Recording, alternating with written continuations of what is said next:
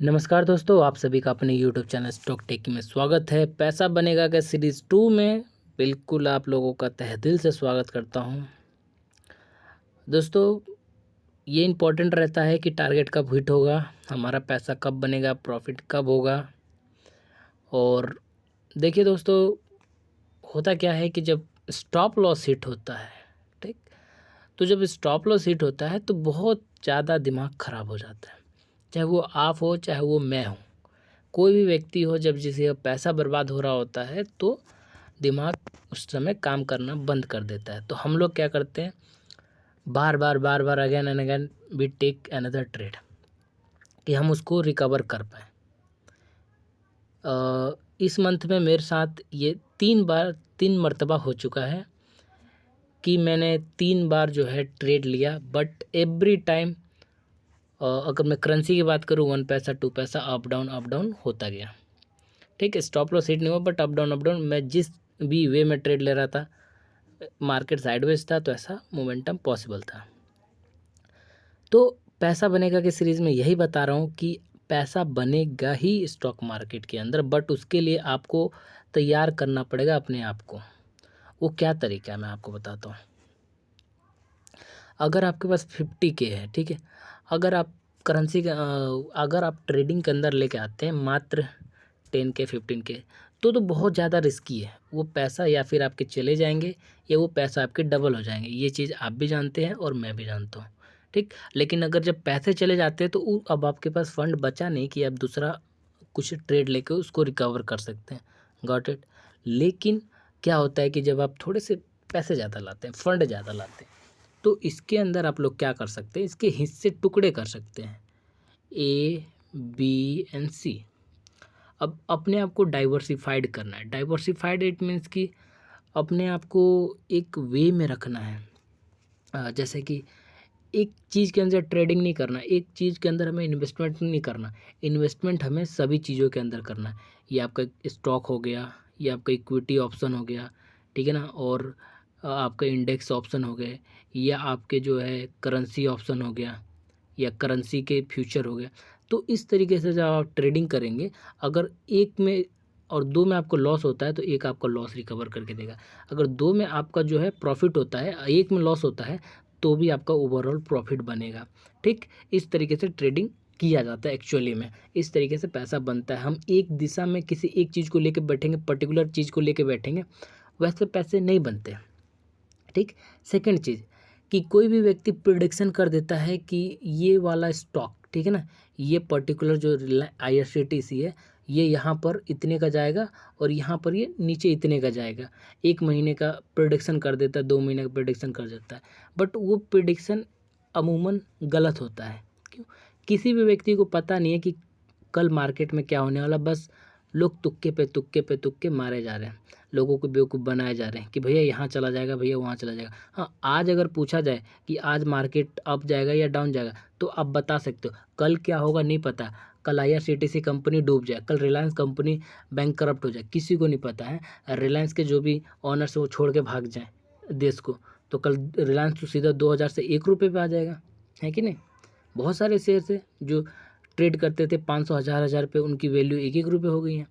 तो ये है चीज़ें। अगर पैसा बनाना है, इन्वेस्टमेंट करना है, इक्विटीज़ में करो, बहुत अच्छे से इन्वेस्टमेंट करो, ठीक है। और पैसा बनाने के सीरीज़ में ये है कि एक मैं आपको एग्जांपल देता हूँ कि मान लो कि आप अगर एक दुकान वाले के पास जाते हो, एक वेजिटेबल वेंडर है, ठीक है ना, तो 2 वेजिटेबल वेंडर है, ये A है और ये B है, ठीक। तो A सिर्फ जो है ना पोटैटो बेच रहा है, ठीक, और बी जो है ना आपका पोटैटो भी बेच रहा है, टोमेटो भी बेच रहा है, ठीक है ना, और बिटर गार्ड भी, करेले भी बेच रहा है, और आपका जो है ऑनियन भी बेच रहा है, ठीक, प्याज भी बेच रहा है। तो एक मुझे बताइए, अगर इसके पोटैटो नहीं बिके तो इसका तो लॉस हो गया ना उस दिन का। बट इसके अगर पोटैटो नहीं बिके, क्योंकि इसके भी नहीं बिक रहे, इसके भी नहीं बिक रहे पोटैटो, लेकिन इसके टमाटो बिक गए, इसके जो ऑनियन बिक गए, तो इसको अगर ये भी नहीं बिका तो इसको प्रॉफिट तो ऑलमोस्ट हो गया, ठीक है ना। या फिर 3 चीज़ इसका बिक गया तो ऑलमोस्ट प्रॉफिट हो गया। मैं कहना ये चाहता हूँ कि किसी भी चीज़ में अपने आप को डाइवर्सिफाइड करें। डाइवर्सिफाइड इट मीन्स कि आप एक पर्टिकुलर वे में ना रहें।